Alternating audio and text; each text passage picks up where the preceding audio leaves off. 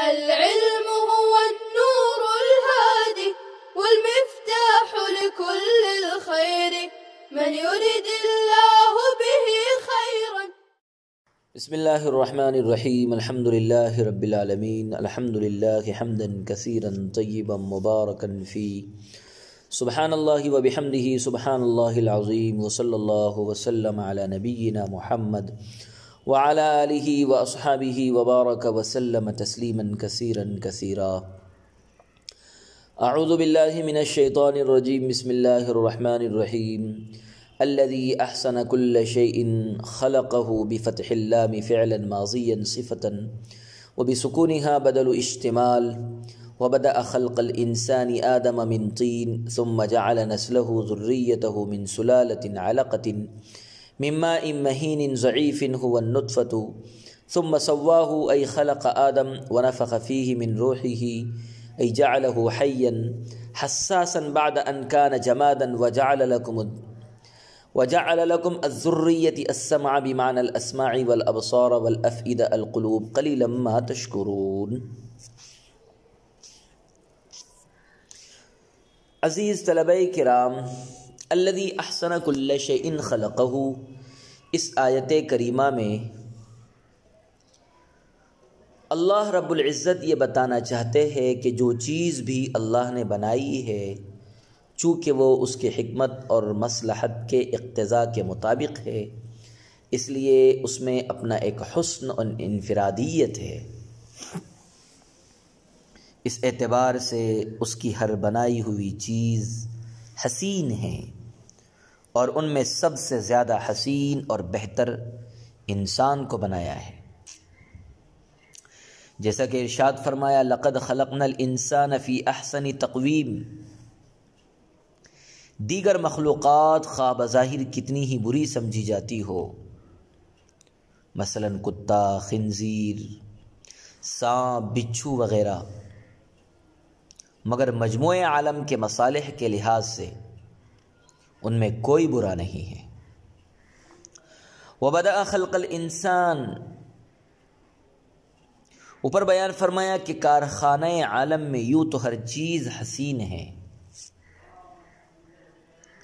مگر انسان سب سے زیادہ حسین اور سب سے بہتر ہے. مگر یہ اس لیے نہیں کہ انسان کا مادہ جس سے انسان کو بنایا گیا ہے وہ سب سے بہتر تھا، اس لیے انسان سب سے زیادہ بہتر ہے، بلکہ حقیقت یہ ہے کہ انسان کا مادہ تخلیق سب سے کمتر یعنی مٹی یا منی ہے. اول انسان آدم کو مٹی سے پیدا فرمایا جو عناصر اربعہ میں کمتر ہے، اور دیگر انسانی ذریت کو مادہ منویہ سے پیدا فرمایا جو کہ کمتر اور ناپاک بھی ہے.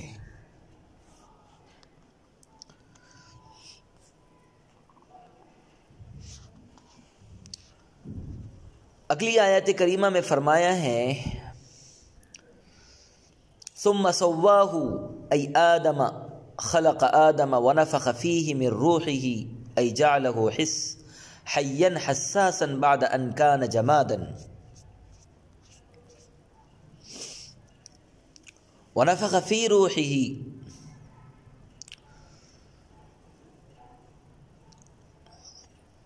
اللہ کے روح ہونے کا مطلب یوں تو ہر چیز اللہ کی ہے، مگر کسی کی عزت بڑھانے کو اللہ اپنا کہہ دے تو یہ اس کے لیے قربت ہے. سو انسان کی جان عالم غیب سے آئی، مٹی پانی سے نہیں بنی، اس لیے اسے اپنا کہہ دیا.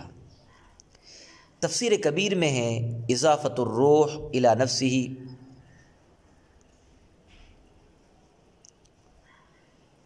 کاضافت البیت الی نصف الشریفی. ورنہ تو جان بدن میں ہوں گی، اور بدن حادث ہے تو روح اور اللہ کا حادث ہونا بھی لازم آئے گا. واللازم باطل فالملزوم مثلہ. اور بعض نے اضافت تملیکی مانی ہے، یعنی روح اللہ کی مملوک، ای الروح التی ہی ملکہ، وہی اضافت ملک الی مالک، اور نفخ روح سے تعلق بالبدن مجازی معنی مراد ہے۔ اللہ کی انگنت نعمتوں کا مقتضا تو یہ تھا کہ اس کی تکوینی آیات کو آنکھوں سے اور تنزیہی آیات کو کانوں سے دیکھتے، سنتے اور دل سے دونوں کو ٹھیک ٹھیک سمجھنے کی کوشش کرتے اور پھر سمجھ کر عمل کرتے، مگر انسان بڑا ہی ناشکرا ہے، اس نے اس پر تو غور نہ کیا کہ اللہ نے اسے مٹی سے پیدا کیا۔ الٹی نظر اس پر گئی کہ مٹی میں مل جانے کے بعد دوبارہ کس طرح بنائے جائیں گے، اور محض شبہ کی حد تک نہیں بلکہ صاف طور پر مرنے کے بعد جینے کے منکر ہو گئے۔ حالانکہ انسان محض بدن کا نام نہیں کہ دھڑ مٹی میں رل مل کر برابر ہو گیا، بلکہ حقیقت میں جان کا نام انسان ہے، جسے فرشتہ لے جاتا ہے اور وہ فنا نہیں ہوتی۔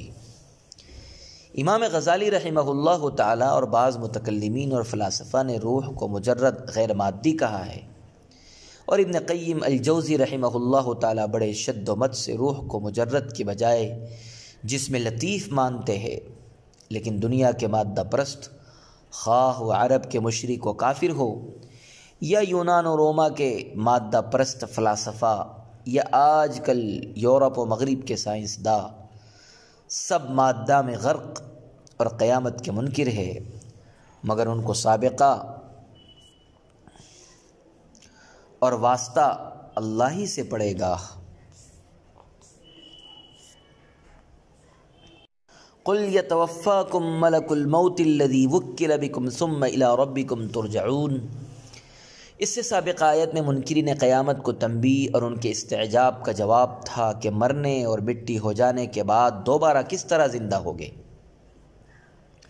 اس آیت میں اس بات کا بیان ہے کہ انسان کو موت خود بخود نہیں آتی، بلکہ ہر ذی روح کی موت کا ایک وقت مقرر ہے، اور اس کے لیے حضرت اسرائیل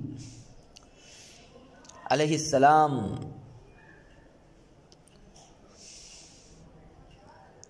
کی زیر قیادت فرشتوں کا ایک نظام قائم ہے، جس کی جس وقت اور جس جگہ موت مقرر ہے، ٹھیک اسی جگہ اور اسی وقت اس کی روح قبض کر لی جاتی ہے۔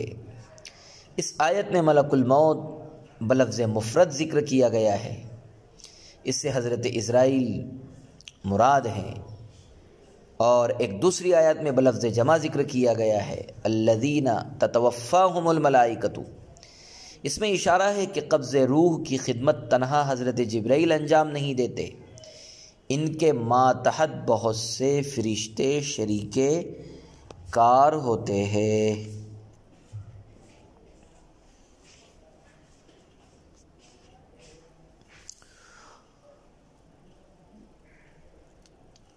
قل یتوفاکم ملک الموت الذی وکل بکم، یعنی فرشتہ موت کوئی با اختیار جانوں کا مالک نہیں، بلکہ وہ اللہ کا مقرر کردہ محض ایک درمیانی واسطہ ہے۔ ایک چوٹی کی جان بھی بغیر حکم الہی کے نہیں نکال سکتا۔ ابن کثیر رحمہ اللہ تعالیٰ کی روایت ہے کہ ملک الموت نے ایک مرتبہ حضرت صلی اللہ علیہ وسلم سے عرض کیا، واللہ یا محمد لو انی اردت ان اقبض روح بعوضۃ ما قدرت على ذلك حتى يكون الله هو الامر بقبضها۔ اس سے ان جاہلی قوموں کا بھی رد ہو گیا جو موت کو ایک دیوتا مانتی ہے کہ وہ ایک متصرف حاکم ہے۔ موت کا فرشتہ کوئی مستقل حاکم یا دیوتا نہیں ہے۔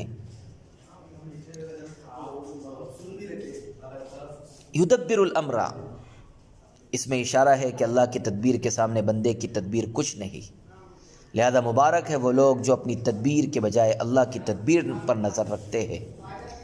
الذی احسن کل شیء، اس سے معلوم ہوا کہ اللہ کی پیدا کی ہوئی ہر چیز فی نفسی ہی اچھی ہے، البتہ بے محل استعمال سے اس میں برائی آ جاتی ہے۔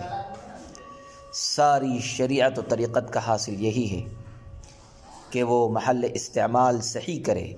برمحل استعمال سے بری چیز بھی اچھی ہو جاتی ہے، اور بے محل استعمال سے اچھی چیز بھی بری بن جاتی ہے۔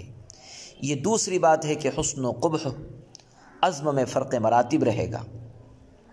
وبدأ خلق الانسانی، اس میں ترقی منازل اور مراتب حسن کے ارتقاء کی طرف اشارہ ہے کہ کہاں مٹی کا پتلا اور کہاں انسان کے کمالات ذات و صفات کا منبع ہے، اور مٹی کچھ بھی نہیں ہے۔ ثم سواہ ونفخ فیہ من روحہ،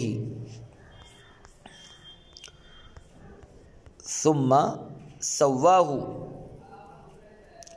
ونفخ فیہ من روحہ،